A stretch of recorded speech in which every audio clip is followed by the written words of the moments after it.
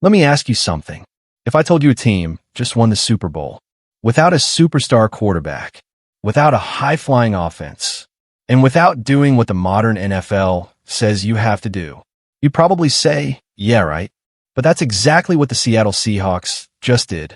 And honestly, it might change how teams think about winning championships. What's going on, everyone? Welcome back to the channel. Super Bowl 2026 is officially in the books, and the Seattle Seahawks are your champions after beating the New England Patriots. But this game wasn't about viral highlights. It wasn't about breaking passing records. And it definitely wasn't about a quarterback carrying a team on his back.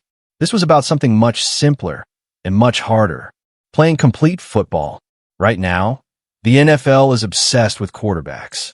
If you don't have one of the top 5 guys, people tell you that you can't win, that you're wasting time, that you're rebuilding forever. Seattle didn't buy into that. Instead of chasing the next superstar, they built a team that didn't need one. They built a defense that could dominate, a running game that could control the clock, and a special teams unit that didn't make mistakes. And most importantly, they found a quarterback who understood his role. Let's talk about Sam Darnold. At one point, he was labeled a bust so loudly that it followed him everywhere. Different teams, different systems, same criticism. Most people had already written the ending to his story, but Seattle gave him something he never really had before: structure, patience, and trust. In this Super Bowl, Darnold wasn't spectacular, and that's the point. He didn't force throws. He didn't panic under pressure. He didn't try to be the hero.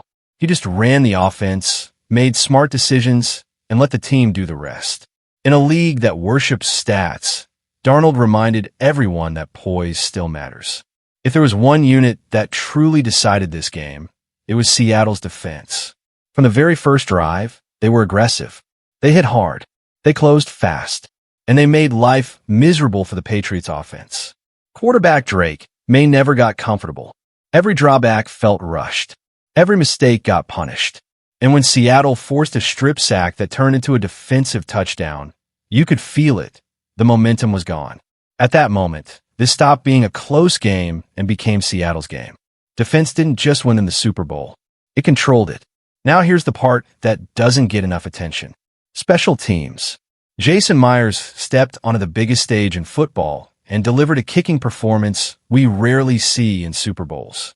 Field goal after field goal. No drama. No misses. And punter Michael Dixon? He flipped the field all night, pinning New England deep and giving Seattle perfect positioning. No highlights. No headlines. Just quiet dominance. And in a game like this, that matters more than people realize.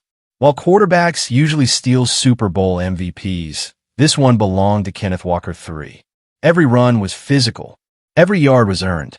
Walker wore down the Patriots' defense, controlled the tempo, and made sure Seattle stayed in command. It wasn't flashy. It was exhausting for the defense trying to stop him. And by the fourth quarter, you could see it. New England was tired. Seattle was still moving forward. That's championship football. For the Patriots, this loss hurts, but it's also a lesson. Drake May is talented. There's no doubt about that. But the Super Bowl doesn't care about potential. Under constant pressure, mistakes happen. Turnovers pile up. And suddenly, you're chasing a game you can't control.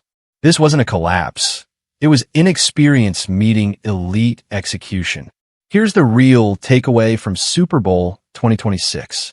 The Seahawks didn't win because they had the best quarterback. They won because they had the best plan. They knew who they were. They didn't try to be something else. And they trusted their identity when it mattered most. In an NFL obsessed with stars, Seattle proved that balance still wins. And maybe, just maybe, they reminded the league that football hasn't changed as much as people think. So what do you think? Did the Seahawks just show the NFL a smarter way to win? Or was this just a perfect storm? Let me know in the comments. If you enjoyed this breakdown, hit like, subscribe, and I'll see you in the next one. Thanks for watching.